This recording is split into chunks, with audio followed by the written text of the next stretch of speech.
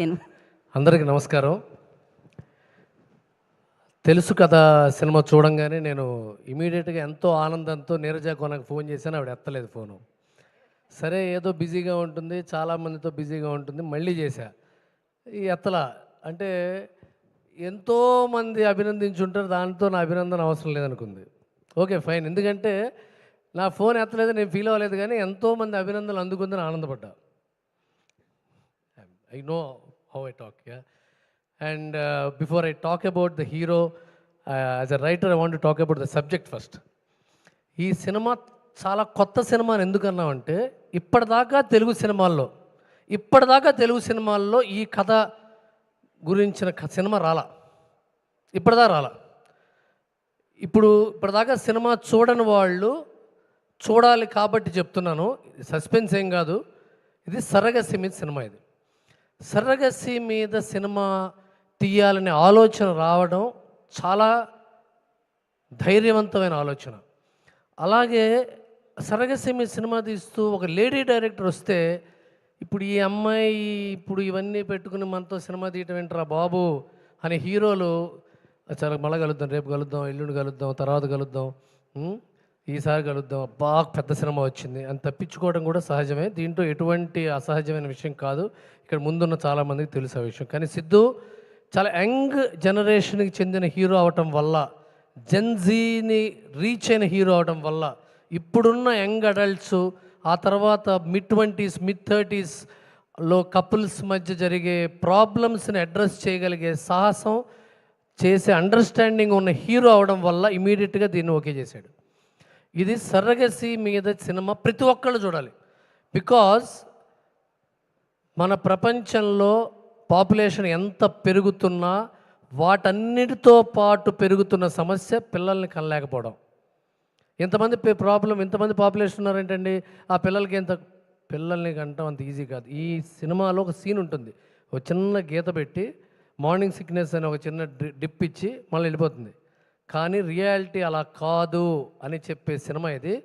Every female can watch this film and feel the pain of Srinidhi and రాశి Khanna, and వాళ్ళ ఫ్యూచర్ని, వాళ్ళ పాస్ట్ని, వాళ్ళ ప్రజెంట్ని చూసి ఎమోషనల్గా కనెక్ట్ అయ్యే cinema. At the same time ఇదేంట్రా ఇది ఆడపిల్లలు ఇవన్నీ మొగాళ్ళు అనుకుంటారేమో, ఒక రివెంజ్ లవ్ స్టోరీ. రివెంజ్ ఎవరితో తెలుసా? ఎక్స్ గర్ల్ ఫ్రెండ్తో రివెంజ్. ఒక్కొక్క డైలాగు అదరగొట్టేశాడు సిద్ధు. అంటే Siddhu, I'm not joking, just talking to SKN regarding this. ఒక సూపర్ హిట్ ఇమేజ్ ఒక యాక్టర్కి వచ్చిన తర్వాత, ఒక క్యారెక్టర్ వల్ల యాక్టర్కి వచ్చిన తర్వాత దాని నుంచి బయటకు వచ్చి ఇంకొక క్యారెక్టర్లో మెప్పించటం, it's not an easy job. It's not at all an easy job. Pokiri కొట్టిన తర్వాత అందరూ పోకిరి చూద్దాం అనుకుంటారు, మళ్ళీ అందరూ పోకిరి చూద్దాం అనుకుంటారు డెఫినెట్గా. బాహుబలి కొట్టిన తర్వాత మళ్ళీ అందరూ బాహుబలి చూడాలనుకుంటారు. టిల్లు కొట్టిన తర్వాత అందరూ టిల్లునే చూడాలనుకుంటారు. కానీ బయటకు వచ్చి నువ్వు ఈ సినిమా చేసి ఒప్పించడం గొప్ప విషయం. And I really appreciate you as a technician. చాలా డ్రమాటిక్గా చేసావు. అంటే హోల్డ్ చేసుకుని ఎస్కే ఇంతసేపటి నుంచి అదే మాట్లాడుకున్నాం, మళ్ళీ అదే రిపీట్ చేస్తాను నేను. ఎందుకంటే హోల్డ్ చేసుకుని మాట్లాడటం, డైలాగ్ పాజ్ తీసుకుని మాట్లాడటం, లేదంటే లొడ మాట్లాడే క్యారెక్టర్ టిల్లు, అలా కాకుండా బయటకు వచ్చి మాట్లాడటం అనేది it's a beautiful effort and you have to be appreciated and you should get enough recognition for it. And this film will travel and age well. చాలా సినిమాలు ఏమవుతాయంటే ఒక 3-4 నెలల తర్వాత మర్చిపోతాం, ఓ సంవత్సరం తర్వాత పాత సినిమాలు అయిపోతాయి. కానీ ఈ సినిమాలు రీవిజిట్ చేసినా బాగుంటుంది. These films age well because of the aesthetic sense. మంచి బట్టలు, మంచి ఫ్రేము, మంచి క్వాలిటీ, ఎక్కడ చూసినా డబ్బు ఫ్రేమ్ అంతా ఒక యశ్ చోప్రా, కరణ్ జోహర్ సినిమా లాంటి ఫ్రేమ్లు అన్ని చోట్ల. ఆ క్వాలిటీ అంటే ఆ ఏస్థెటిక్ సెన్స్ ఎలా ఉంటుందంటేనండి, చాలామంది గమనించరు. వాళ్ళు వాడే స్పూన్లు, ప్లేట్లు, కప్పుల్లో కూడా క్వాలిటీకి తీసుకొచ్చింది డైరెక్టర్. ఇట్స్ నాట్ అవునా కదా?